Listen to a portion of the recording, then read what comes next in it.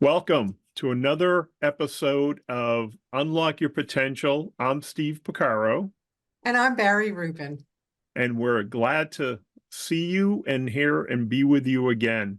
Today, we're going to take a few minutes and talk about resiliency and how people are really focused on developing and using more of this, especially over the last couple of years. One of the things that's very interesting, many of us were forced to be more resilient during the pandemic. But as time has gone on, sometimes, like a lot of things, if we do it for any period or extended length of time, we get worn out. So our goal today is to share some 50,000 foot view tips and strategies on how to resupply, recharge, in a sense, maybe bounce back a little bit stronger going forward. After the holidays, it's always a stressful time. And one of the things Barry and I were talking about the other day, man, it certainly has been a roller coaster for many things, personally and professionally. So today's episode, we're going to talk a little bit about resiliency. I'm going to share a couple things that have been going on in my life. And if Barry feels up to it, she may share some of hers. But as a reminder, you can listen to this on Spotify and you can also watch us on YouTube. Um, Thank you for tuning in and sharing our podcast. We're very excited to be here. And let's jump right in. It's been a very interesting time. Barry and I know some of you I shared at the around Thanksgiving. My mom passed away in November, November 14th to be exact.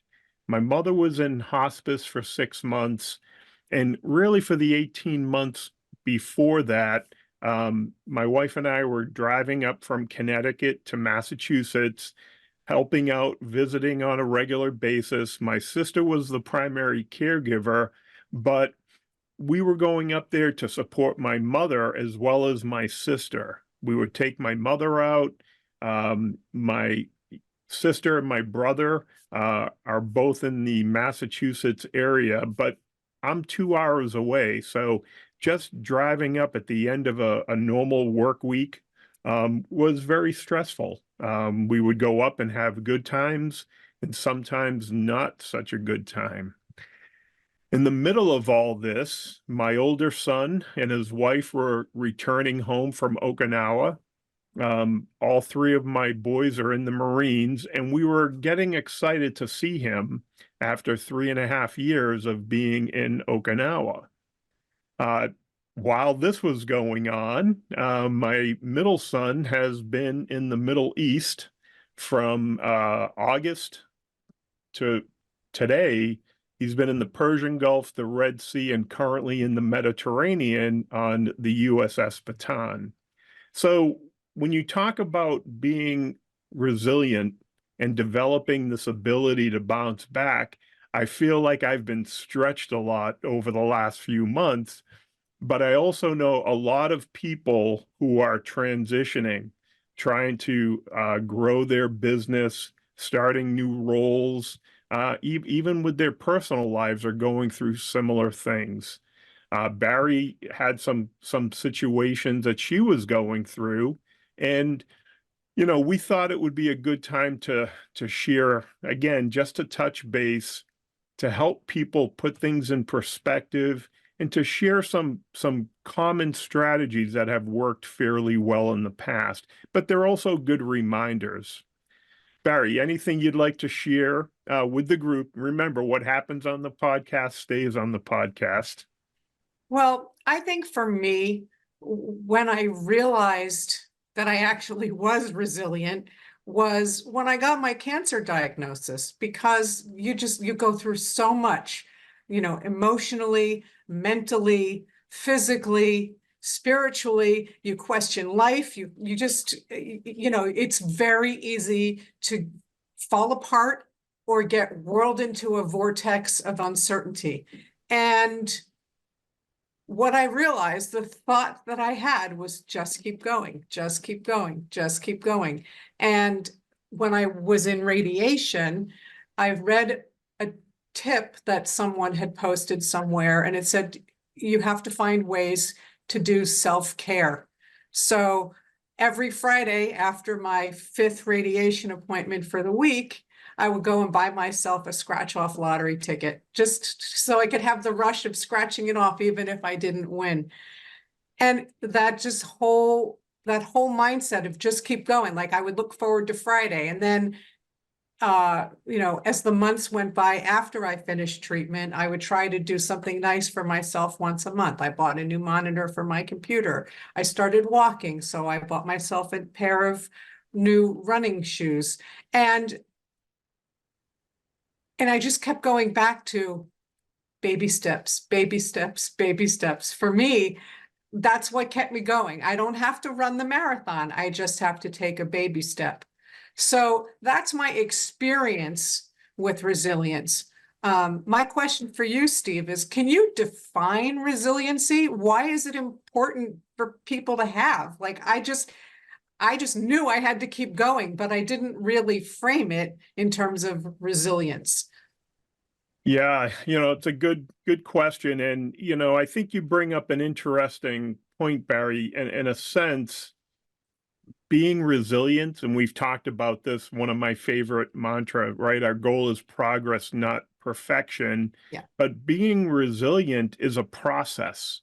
And it's a skill that we may not use it or be aware of it, but it's something we can develop, right? Almost like a muscle. It allows us to bounce back from setbacks. And I'd like to think of, when we think about bouncing back, and if you think about, what you've been through with your health, what the world went through with the pandemic, many of us bounce back, but it was almost more of a reactive versus something that was mindful, right, with purpose. So we're reacting versus responding. So when we talk about resiliency, sometimes it's overcoming adversities with a grace and a style that's positive versus a negative, draining way to come back. It's really coping well with change. And again, for most people, personally and professionally, life is always changing and things are always coming down the road. It's also something that we learn. Again, think about yourself now, where you are as a person, personally and professionally. There are things that we would get concerned, frustrated, upset about. Now we take them in stride, right? We're rolling with the punches, so to speak, or we're learning to ride the waves, right? We can't stop the waves, but we can learn to surf.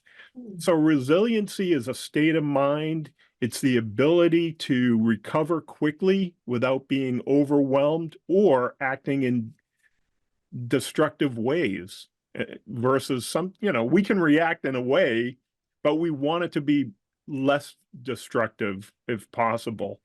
For some people, it's being flexible and adaptive or adaptable. And for other people, how do we rebound from major setbacks? And it's funny,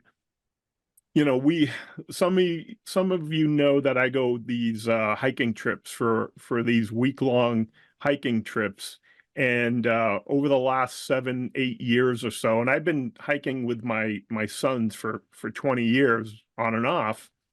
But when we're going on these mountains, I remember one of the young scouts saying, "Mr. Picaro, how come we're going up? But this part of the mountain, we went this little gorge, this little chasm." And my friend said, "That's a PUD, PUD." And we're like, "What's a PUD?" He goes, "It's a pointless up and down." And even though we see those on the trail, we see those in life as well.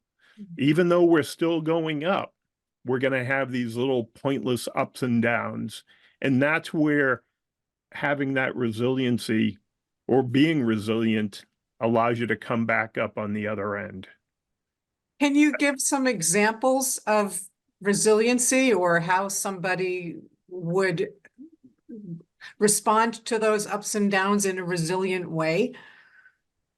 Yeah, and again, this is it's going to be slightly different for each person. Again, we're unique, our experiences, our perspectives, our values, our training, the way we're hardwired. Some people may see something as simple as um, having a broken printer. They may get all upset and concerned about it. That's me. Other people are going to say, and again, it puts things in perspective, right? Hey, you know what? That's a bump in the road, right? Again, my background, I just had this discussion the other day.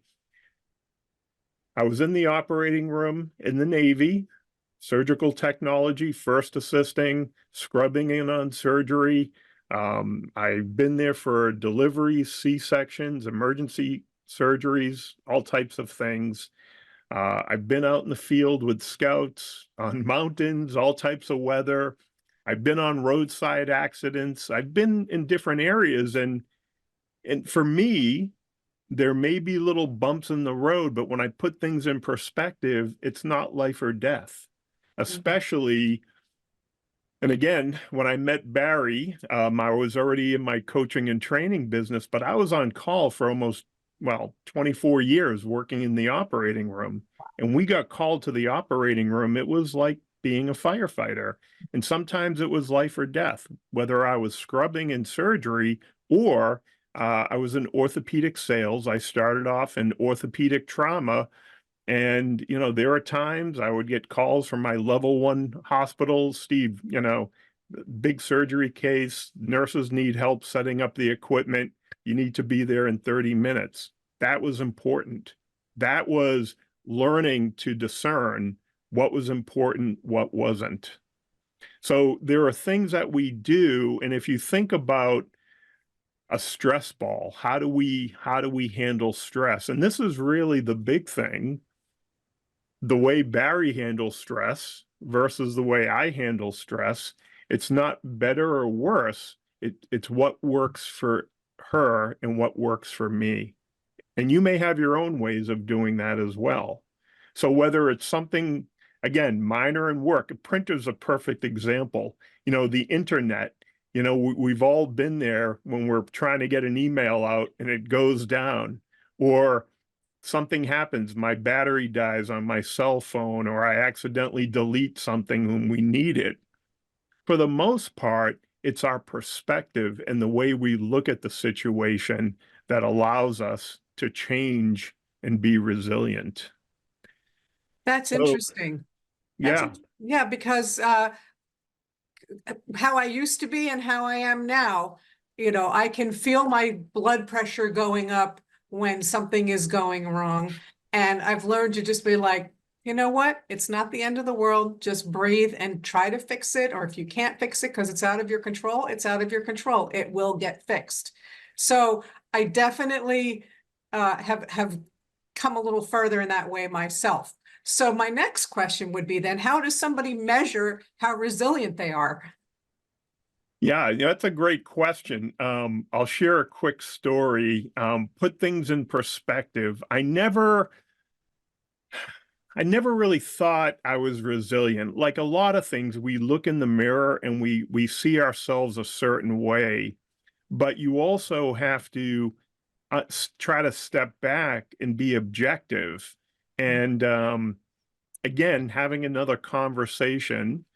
This happened, geez, it probably had to happen 10 years ago. I was on a camping trip with the Boy Scouts. I had another adult in the car. I had a full-size Chevy Suburban. Um, we had 9 people in that car because I had the front row, which was great. And I bought that car for scouting. We were on a canoe trip. I had a trailer with 6 canoes and a car full of people. Wow. My Suburban was a 2000. I bought it off the lot. I ordered it. I think it was the first car I ever ordered, theoretically. I think they bought it and gave it to me off the lot. But anyways, we were going up to Vermont to go canoeing down the Connecticut River. And all of a sudden, I'm driving and I look over to the gentleman and the other adult, and I said, I think I lost my brakes. We were going over this mountain road, 2-lane highway, and he looks at me and he goes, "Are you serious?" I said, "Yep, I Oh lost my brakes." my God. And I pumped my brakes, I slowed down, I downshifted, I had a coast, and I couldn't, when you're there with all the youth, I had to be very cool and calm and collective. And Got to be the grown up. well, it's funny because on one hand, it happened so quickly. I just saw a spot up ahead and I pulled in and I used the emergency brake. And I said, his name happened to be Steve as well. I said, "Steve, let's look out because I feel like my brake line just broke." And in New England, there's a lot of salt on the road. And sure enough, my brake line just happened to give out. And we looked under, there was a pile of brake fluid. But he looked at me and he's like, "Oh my gosh, you don't even break a sweat." And I said, "I was sweating on the inside." Yeah. And, but at the same time, you think about it again, all the things that I have done up to that point was preparing me for those situations. Hmm. So when we think about how do you uh, measure your resilience to what's going on, there are a couple criteria that I would share. And again, it's going to be slightly different for everyone. Maybe the first question you may ask yourself, how do you adapt to change? Are you easily adapting or is it hard to change? And little things that happen, and whether it's driving on the road, it's frustrating with traffic. Do you go with the flow or do you get road rage? Do you get frustrated? Little things that happen. Hmm. When you go get a cup of coffee and maybe they don't have your flavor, do you get upset? You just roll with it. Well, flavored coffee was your first mistake. Well, and it doesn't have to be a real big flavor, but it could be. I like once in a while, I have hazelnut. That's about as crazy as I get. But do you adapt easily to change? Now, Mhm. sometimes there are changes that we want, right? We want new technology, right? We want the latest cell phone, the latest computer, the latest fill in the gap. But there are other things we don't want to change Right, because, we get comfortable. right. Another thing you could look at, do you see the glass as half full or half empty? Are you an optimist? Are you a pessimist? And again, this is not judgmental, it's more observational, right? And we're creatures of habit, tradition, and custom. We've been doing things a certain way. And if you have a certain default mode, and if that works for you, that's fine. But if you want to be more resilient going forward, what's the one or two things that you'd like to change or do differently? Sometimes perspective is so important. The Mhm. other thing that I've become an expert at is laughing at myself. Mm. Can you look in the mirror? Can you look at the mirror and see yourself warts and all and say, "Hey, I am what I am." Are you comfortable in your own skin? And Well, that's hard for some people. yeah. And Barry, I'm not laughing at you, I'm laughing with you. So it sounds like perspective is one thing and having optimism is another thing. What are some of the other qualities of people that are like really highly resilient? Well, I would say having a certain level of confidence, and I think it's important to know that you feel comfortable dealing with, and we just talked about improvising, adapting, and overcoming, right? Being prepared as a scout to be able to handle the things that come at you. right? Knowing that, yes, I have some training, I have some experience, I have some education, some wisdom, some insight. I'm ready to take whatever comes on towards me. And the funny thing is, many people have all of these items they need for this recipe for success. Sometimes they're afraid to pull it out and use it. Hmm. Not being confident is important, but the other thing that's very interesting and sometimes underrated is having a strong support network, Hmm. family, friends, colleagues. It's amazing how during the pandemic, a lot of people were detached and they could feel their resilience giving way a little bit. And there are times when I go to meetings, whether it's with my veteran friends, my scouting friends, my coaching colleagues and friends, where we go to give energy and get energy, right? We feed and nourish each other. Hmm. So that strong network, um, as you know, as my wife says, hey, sometimes she would enjoy when I would take the boys camping and she would have a weekend alone. And it is great to have that time to to take care of yourself, self-care and focus on yourself. But there are times when we need that support network, Right. and when we don't have it, I think is when we miss it the most. Yeah, well, sounds like scouting in the Navy kind of shaped your ability to flex your resilience muscle. And for me, it kind of took getting cancer, which is not a strategy I recommend for people who are Yeah. trying to develop resilience. So, could you give us maybe some tips and strategies to develop a more resilient outlook on life?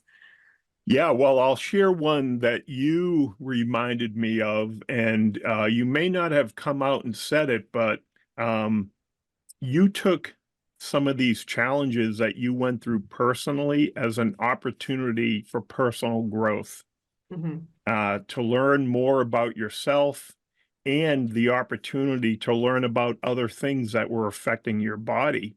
And when you take challenges as an opportunity for growth, it kind of positions you in. I mean, it's nice to win, but if I can't win, I want to learn, right? Mhm. Either we win or we learn. There is never a lose situation. And I think it's really perspective when you're looking at that. Mm. So, if you think about one of the things that you did when we think about strategies and best practices, being curious and focused on growth, either personal or professional, allowed you to overcome some of these adversities. I think it's funny, and again, I talk a lot about recipe for success, right? Um, your recipe for resiliency is going to be different than mine and other people. Yeah. But the commonality there is it's going to focus on doing more of the things that make you successful.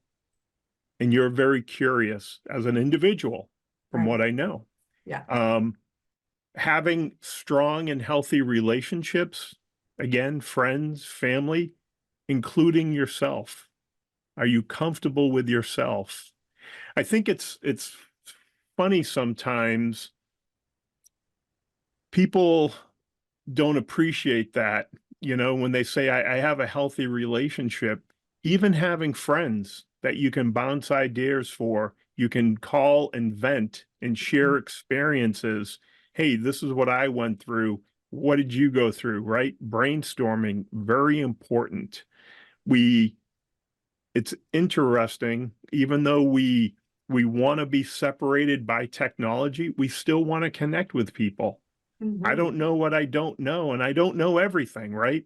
I want to be surrounded by people who are um, have experiences that we can leverage for each other. Yeah, and it's interesting that you bring that up because, growing up, I always used to think I don't have that many friends. But as I got older, I realized that the true friends that I have, and I can count them on one hand, are rocks. They are the people that I can go to if I have a problem or a question, or what you just said, bounce things off of. That network is so important. And I think we all have the one person we go to for, professional things we want to bounce off of, another person that we go to for personal things we want to bounce off of, and then family. So it's interesting that you end up creating a team of these people. They're like your superheroes. I read a book once, and I wish I could remember what it was. I don't think it was What Color Is Your Parachute, but it talked about in your mind's eye, go into a room, and in that room are your superheroes, and it's people from anywhere in history. It could be President Lincoln, it could be Barbara Streisand, it could be Desmond Tutu, whoever. But each person, got a label of what they were good at and what they did to help you. And so part of figuring out what you need is, what would that person do?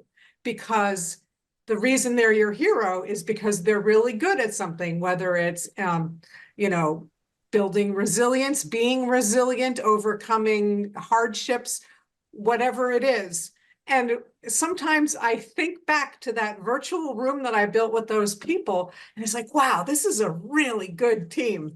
And I still do it to this day. I have what would blank do when I run into something. And I have had that malfunctioning printer that I just wanted to throw against the wall. I know. I'm getting better now. I just put it in the closet.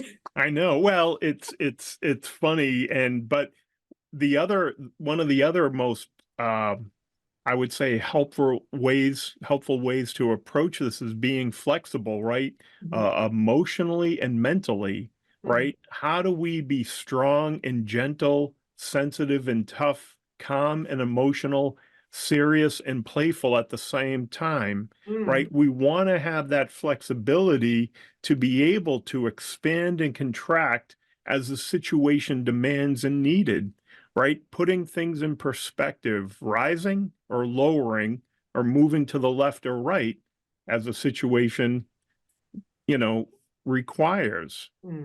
I think the other thing when you think about this too is a strong sense of self, including self-esteem, confidence, motivation, awareness, being able to handle difficult times. It's funny, going backpacking for a week, we were up in Maine. It's the furthest north, Mount Katahdin, Mount Baxter State Park. No airplanes, no cell signals, truly in the backwoods.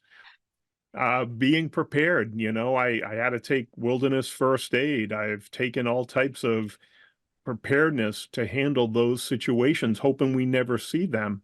But it's the same thing that happens in life, right? It's better to need it and not have it than not have it and need it, right? So what do we do personally and professionally to prepare for that? The other outlook is very interesting. How optimistic are we, right? We want the expectations that things are going to work out and be on the positive side. I know sometimes, growing up in certain situations, oh, that will never work. There were always people who always saw the downside. The naysayers. Yes. Yeah. Eeyore, right? Was a perfect example. And yet there were people who were always cheerleading, saying, hey, this will work out. Don't worry about it. I like to be somewhere in the middle, depending on the situation. I'm a realist. And at the same time, being prepared, being optimistic, I think is important, but we prepare like a lot of things. Following that approach, I think being empathetic is important, seeing things from other people's perspective, being intuitive and creative to resolve some of these issues, right? Rise to the occasion, look beyond what we can hear and think and see and feel, right? Get the input. And it's hard sometimes to trust this because we've all made mistakes. I've made a lot of mistakes. And at the same time, I want to trust the people, right? Our collective wisdom is very powerful. And having that faith and that relationship to trust other people, and sometimes with your life, is very important. Yeah. And other people may put their life in your hands, and that's a very daunting, humbling experience. Yeah. And again, I keep going back to my experience with cancer because it was just every aspect rolled into one thing because it is, in your head until you learn otherwise, life or death. And I I've always known that humor is my I don't want to say weapon, it's my defense mechanism. And when I was going through my cancer treatment, I started thinking about all the people every day that lie on that radiation table with their woe is me and I don't feel good and all that negative, unhappy, unhealthy energy that these technicians have to deal with. So I found myself going in there every day and cracking jokes or making them laugh or saying something silly in Spanish that really didn't translate into English. And I knew I was onto something when unsolicited at different points in my radiation process, those people would come in and say, "Oh, you're the highlight of our day. We love it when you come in for radiation because you just make us laugh." And maybe they say that to everybody, and maybe that was to make me feel good. But the flip side is maybe it was true. And that's what I wanted. I didn't want to go in there and bring them down. They have work to do. I'd rather have them have a positive work environment because it was what it was. I had to be there. I didn't have a choice, and same for them. So, I just didn't want to focus on any of that negative stuff. And I think for me, sometimes having that level of optimism is very helpful, but it does get frustrating when you face a setback because you feel like your optimism was wasted. But at the same time, I think, well, what choice did I have? Because if I had approached this with an attitude that wasn't optimistic, it wasn't going to change anything. So you might as well just be optimistic. And Yeah. and I think that's where my resilience, where I notice my resilience, because living in LA for so long, anytime something weird happens, I would just go, plot twist. Without a Because doubt. yeah, I mean, your life is a story, or they change the scene or change the chapter. And, I'm constantly, I mean, and everybody knows this about me. I am constantly trying to rewrite my life. I didn't like that last chapter. Let's write a new one. I mean, I even made a huge LinkedIn blog post about writing the next chapter because I try to look forward, and I found myself for years and years and years being stuck in the past. And that stuckness was what was preventing me from being most optimistic. So I guess I'm just an example of what building resiliency looks like. Yeah, well, Barry, you bring up a good point. And before I forget, I would say the last thing that would be very helpful, and you're alluding to this self-care, right? Setting boundaries, uh, be willing to put yourself first and have those clear-cut boundaries. And it is hard sometimes because we do, most people are caregivers, right? We're taking care of family, we're taking care of clients, customers, colleagues, coworkers.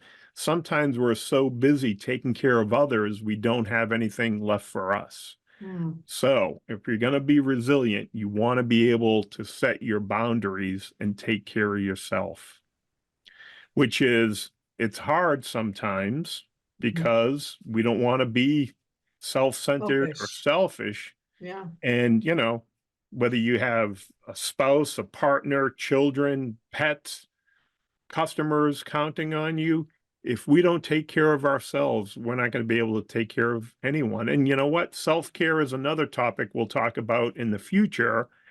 But let's move on and talk about how do we take all of these ideas and incorporate them into an outlook, an approach, whether it's a mindset, a philosophy, a culture, our own philosophy. Again, slightly different for everybody, but I would say there's a minimum things you need to go forward. Let's take a few minutes. I think, Barry, I think this is important to include this in this discussion, Okay. if you don't mind, because once we're aware of this, this kind of goes back to, I think of Batman or Batgirl or Batwoman, but it's really Batman, right? He has this utility belt with all these Yes. little tools on it. And there are times we need to emphasize or de-emphasize certain tools depending on the situation. Right. And when I think about some of these tools, when it comes to being resilient, we have to use the right tool for the right job. Mhm. So a couple things that I think are, to me, fundamental is positive self-talk, promoting positivity to yourself, whether you're using, sometimes my wife will sometimes talk to herself, but she's in the other room and she'll be talking. I'll say, "What?" And she'll say, "What?" And I say, "Are you talking to me?" She's like, "No, I'm talking to myself." We are talking about that, but sometimes it's internal, Mm. right? Sometimes it's just your mind talking to yourself. So part of this is being aware of what you're thinking and what you're promoting yourself, right? And it can be very simple as just saying, you know what, I'm going to talk myself down off the ledge, up the ledge, over the ledge, Yeah. through the ledge. Yeah. Because we've all been there, right? Like you said, you did it, right? Screw it. I'm just going to get through it. I'm going to rewrite my chapter. So I think being aware of that, and also there are different things come to mind. Sometimes I use movie quotes, never give up, never surrender, you know, um, um, overcome and adapt and improvise, right? I'm going to use that. And there are things that we tell ourselves to get through these little hurdles. So Mhm. we all have a favorite quote, maybe a couple favorite sayings that go through something, maybe a grandparent or somebody that you grew up with who was a role model. And you said it earlier, Barry, what would so and so do? You know, never give up, never surrender type of thing. The other positive self-talk is challenge those negative thoughts. I don't think we can stop them, but I think we can certainly challenge them. And you shared a great example a minute ago, you know. Yeah, this stinks, but guess what? I'm going to suck it up and keep going. And I think once we and this kind of goes back to what's our default mode. If I let the negativity come in, will it overcome me? Or do I say, you know what? Yeah, that stinks, but I got to keep on trucking. So Not today, Cancer, not today. that's right. My wife and I, we laugh about the uh like we watch Star Trek with Worf, with Klingon, today's a good day to die, or today's not a good day to die. And we would joke about certain things like that. Again, not dying, but using that Right. approach. Yeah. So Yeah. the other thing is stop the irrational thinking if possible. And it's hard sometimes because if we're going down this tunnel and you're like, oh man, 3 days in a row, I'm getting so many lefts. I'm begging for a right hook, because I can't catch a break. And there are times and days when it feels like that. Yeah. But the reality is it irrational? Is it just coincidence? And things happen without a doubt. But I think putting things in perspective and stepping back, and again, being able to laugh at oneself, having a sense of humor, um, I mean, I remember, all right, again, what happens on the podcast stays on the podcast. So some of you may notice Barry has a nice head of hair, beautifully coiffed, right? Uh, Me, not so much. And on occasion, I shave my head once in a while, um, almost every other day, or sometimes every day. One day I was going to a meeting and I'm running late and I'm in the shower and I'm like, man, I look like a chia pet. And I start, well, I didn't realize it, but I cut myself. And I went to the meeting. I'm in the meeting. I'm there for an hour. I go to use the restroom and I look and I had a big cut on the side of my head and a big thing of blood. And I'm like, are you serious? No one said anything to me the whole time. And, I'm sitting there laughing. I'm thinking, oh my gosh. Yeah, And but it's that puts having spinach in your teeth in a whole different level. Barry, I Oh my was, God. I'm like, I was so busy driving, I never even thought about it because you're shaving, you can't see. It's just so funny. So you talk about flipping things to the positive. I'm like, well, obviously it didn't impact the meeting. Nobody said anything. It was a good meeting, but I'm over here thinking, man, what a mutton head, you know? And sometimes you got to stop and look and just laugh at that situation. That's where the positive talk comes in. So Well, this was a great conversation. Thank you. I'm feeling better already? yes. And my battery is dying, so my computer isn't, but I am. All right, so I'm going to share a couple more things, and then we're going to wrap it up because I know, I mean, we could talk about this forever, and this is a work in progress, right? Again, as we go through. So think about perspective, think about reframing things, reinterpret the meaning of the situation. Again, is this a little bump in the road or is it a mountain in the road, right? When I lost my brakes with a fully laden Suburban with 9 people and a trailer of canoes, yeah, that was pretty serious, Yeah. but it could have been worse. Hmm. So I think you have to focus on our strengths, our capabilities. On one hand, when I told my wife, she goes, "Oh, weren't you scared?" I said, "Well, honey, it's not the first time I've ever driven without brakes." And she goes, "What?" I'm like, "Oh, yeah, when I had my Fiat X19, when I had my MG, these little cars, you're working, you're fixing." And oh yeah, my motorcycle, when the brake went on that, you think about all these things, but we roll with it, we incorporate it, we learn from that. So part of this is shift our focus and perspective away from the negative, focus on what we can do, and do more of that. So our next tip when we're developing this outlook is really learning from our experiences. And I think it's important to remember there are many things we go through that we can extrapolate information and say, how do I take this and overlay it to my existing situation? And we do that a lot. We're not even aware of that. And it's amazing how sometimes, and again, I think of some of the examples with the scouts. They're like, Mr. Picaro, we've never done this. And I'll say, yes, but you've done this, this, and this. And all of a sudden, the light bulb goes off. And I think for many of us professionally and personally, we do this, we don't think about it.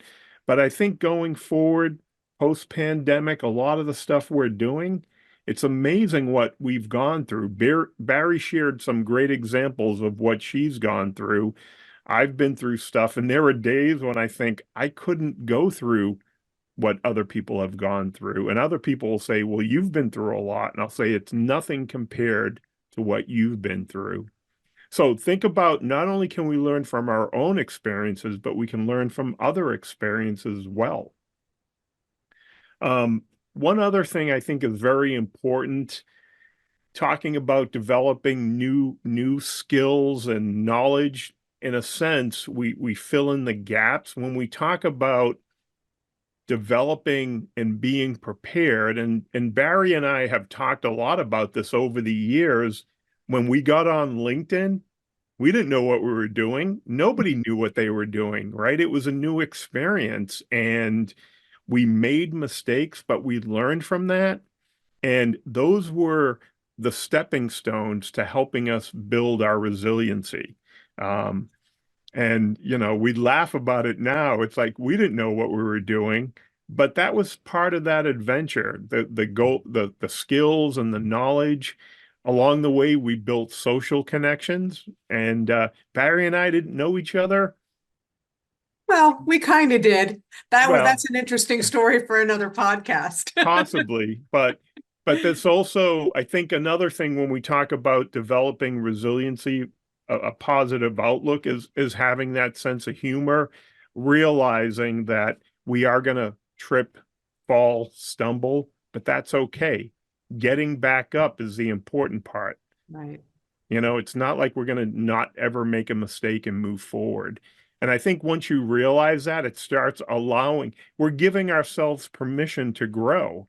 And ideally, we want to grow up, not out. And sometimes we do that. So, any thoughts, Barry, when we talk about positive outlook? Because I know there are times when, it's hard to have a positive outlook. No doubt about it. It is. And you know what? For me, on those days, if I don't have a positive outlook, sometimes at 11 o'clock, I just look in the mirror, look up at the sky, look at the TV, and I'm like, tomorrow's another day, time to go to bed, do over. And I just let the day go and know that tomorrow will be different. And usually it is, it's very rare that we actually live Groundhog Day in real life, even though sometimes it feels like it. Every day really is a chance to start over. And that's another thing that I have learned to embrace. And it took a long time to get there, and a lot of people do feel like they're on the hamster wheel of life and it's the same thing over and over and over. But if you just shift your mindset, that's really what it is. We're in control of our destiny. And if we think it's going to be a crappy day, it's going to be a crappy day. And if we wake up and think it's going to be a good day, we can make it a good day because you have choice, I right? know. I know. And that goes back to accepting, right? We can't stop the waves, but we can learn to surf Mm-hmm. physically, mentally, emotionally, spiritually. All these things come together. And it's worth repeating, right? It's our mindset, our attitude, and the way we position ourselves. And it's so important to realize, you know, we are going to make decisions. We want to respond, not react. And for many of us, sometimes we react and that damages our resilience. When we respond, that in a sense, it's like working out. It creates that muscle. Having a sense of humor is so important to have that stress relief. When Yeah. my boys were younger and we were home, when they were home, we're empty nesters now, but some of the best parts of the day was sitting around the table, sharing stories. We still talk about this 20 years later. One of the kids was drinking milk. Someone told something funny and they spit it across the table. And, we laugh about that and all the funny stuff we used to do. Yeah.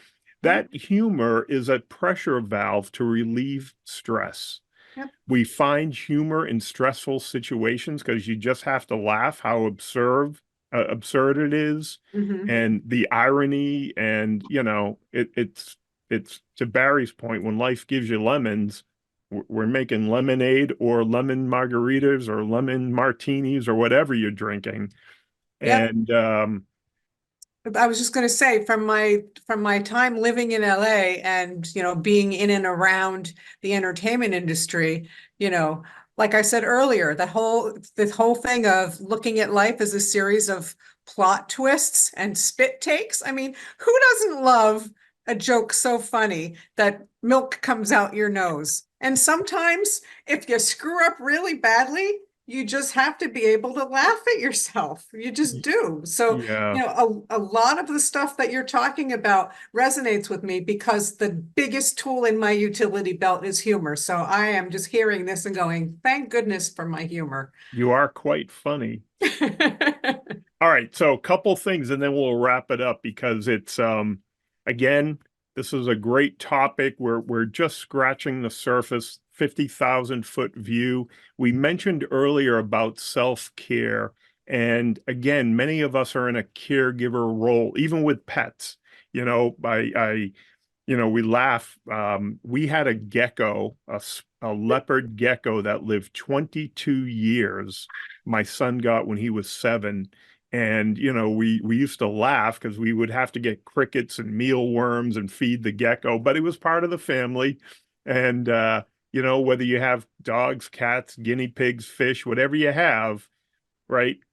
We have to take care of ourselves the way we take care of other creatures. Right. Sleeping right, eating right, getting some exercise, and we're in no position to know what's best for other people, but find out what works, right? Get back to basics and fundamentals. We need to recharge the brain to be at our best. And one of the things in America that we don't do, we don't take vacation, we don't take time off, we don't disconnect. One of the reasons why I enjoy going on these hikes for a week, we really get out of the office, and it is physically disconnecting, but put yourself first. We talked about setting boundaries. Remember, laughter is fun, good for our soul, that good, hearty laugh. It's amazing. Um, I shared one of the workshops I was talking about stress reduction, how there are days I'll wake up, have my coffee, and there's a few comedians I'll follow on YouTube. So I'll go from reading the news, which is a downer, right? To watching a few of these comedy clips, and I'm cracking up. And it's a great way to start the day. Yeah. Think of something that brings a smile to your face. Think of a friend. Think of something that will help you maintain that resiliency throughout the day and the week. Relationships, Barry and I talk about this. When the pandemic started, I was just telling someone the other day, we had a cocktails and conversation. For those first few months, I learned not to drink and Zoom. And, but we want to have those relationships to keep going, right? Sometimes we share energy, sometimes we borrow that. We want to take time to reframe and to put things in perspective. Sometimes we are overwhelmed and we're so busy falling forward, we have to take that time to catch ourselves. Taking a breath to reframe is very helpful. And it is hard. Many of us are running from meeting to meeting, appointment to appointment. Again, we recharge our phones, we put gas, or you recharge your car. Make sure you recharge yourself. Taking a mental break, a physical break, and sometimes other breaks are very important. Your resiliency is a muscle, and like any piece of equipment, needs to be taken care of. So I want to leave it there. And Barry, anything you want to share before we wrap it up today? No, you're definitely hitting a topic that I think affects a lot of people. I remember listening to an Oprah Winfrey talk, and she said, you come with spirit in your tank. And if you don't refill your spirit, you don't have it to give to other people. And it's that same thing. And self-care could be physical self-care, it can be emotional self-care, it can be mental self-care, it can be continuing education for professional self-care. You have your tank has lots of different compartments, and you've got to fill the whole tank. So these tips and these strategies for building resilience are very helpful. I feel like I've just been to the gym. Excellent. And remember, this is an ongoing process. Barry brought up an interesting point. It doesn't just happen in the workplace, it happens at home. Think about, not only do you take a break at work or you'll take time off, getting out of your comfort at home and going for a drive, going for a date, watching something funny is very important. Um, there are times when my wife says, I'm going to go draw or do genealogy because that's relaxing. And I'll say, I'm going to go in the kitchen. And for me, this is Steve's soups and sauces and sometimes sautés, right? That season. So when I'm cooking, that's relaxing for me. Mhm. So think about what works for you, incorporate these basic strategies, and go out there and bounce back better. Thank you, everyone. Have a great day. See you next time.